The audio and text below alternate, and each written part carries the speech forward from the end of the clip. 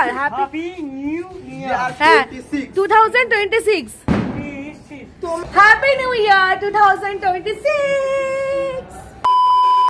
Once again wish you a very happy new year to all of you. এই দিনটা ছিল 1st জানুয়ারি। আমরা picnic করে ভোর 5টা 5:30টার সময় কুয়াশা ভর্তি রাস্তা দিয়ে বাড়ি ফিরছিলাম। তখন বাড়ি এসে জমিয়ে ঘুম দাবার পর আমার চা খেতে ইচ্ছে করছিল, তাই বাড়ির সবার জন্য চা বানালাম আর নিজেও গরম গরম চা খেয়ে ফ্রেশ হলাম।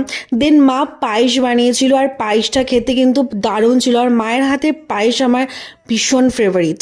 এরপর দুপুরে লাঞ্চ করে উঠে কমলা লেবু খেয়েছিলাম। আর এই সিজনে যতগুলো কমলা লেবু খেলাম একটাও ফ্রেশ পাইনি, মানে সবই কেমন টক টক মতন লেগেছিল।